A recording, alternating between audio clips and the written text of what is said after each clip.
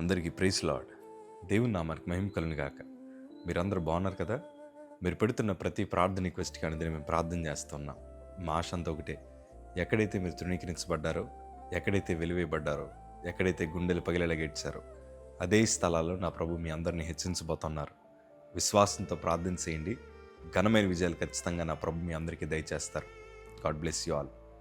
ఈరోజు వార్తలు చూడాలన్నా, కనీసం యూట్యూబ్ ఆన్ చేస్తున్నా ఏదో తెలియని భయం మన జీవితంలోకి వస్తుంది. ఎందుకంటే ఎక్కడ చూసిన దుర్వార్తలు.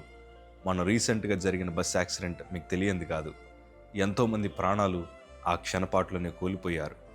ఆ తర్వాత ఫ్లైట్ యాక్సిడెంట్లు, ఒకవైపు చూస్తే ట్రైన్ యాక్సిడెంట్లు, రోడ్డు మీద విపరీతమైన ప్రమాదాలు, ఎక్కడ చూసినా మరణం అనే వార్త వినిపిస్తోంది. ఒకవైపు యాక్సిడెంట్లో చనిపోతుంటే మరొక వైపు ఒకరినొకరు హత్య చేసుకొని చనిపోతున్నారు.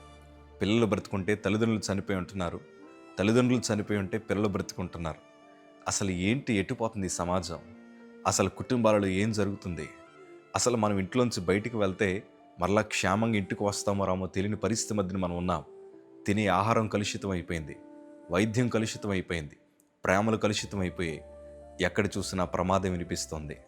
కానీ ప్రమాదాల మధ్యన క్షేమంగా ఉంచగలిగిన వారు ఎవరన్నా ఉన్నారంటే అది మనం ఆరాధిస్తున్న నజరుడైన యేసు ప్రభువుల వారే. ఈరోజు చుట్టూ ఎన్నో పరిస్థితులు బట్టి మీరు కూడా చాలా కలవరం పడుతున్నారు కదా. ఈ వాగ్దానాన్ని ఎత్తుపట్టుకొని ప్రతిరోజు మీ ఇంట్లో ప్రార్థించండి.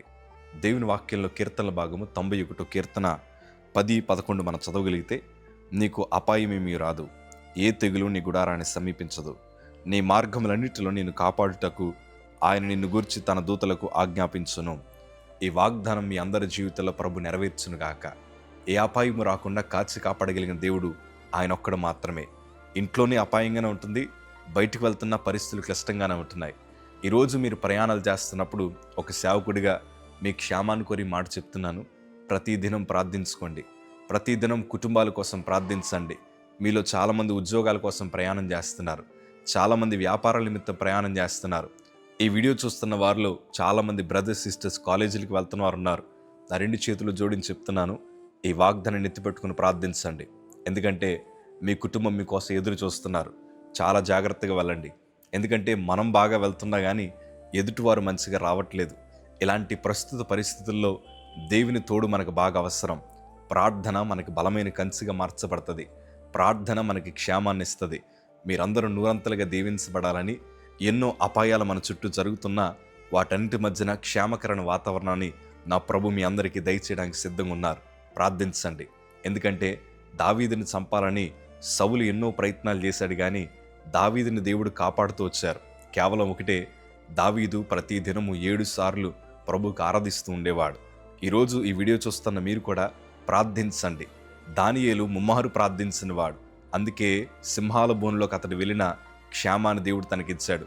షడ్రక్ మేషక్ అబేద్నెగోలు ప్రభువుని ఆరాధించే విషయంలో, ప్రార్థించే విషయంలో వారు చక్కటి అనుభవం కలిగిన వారు.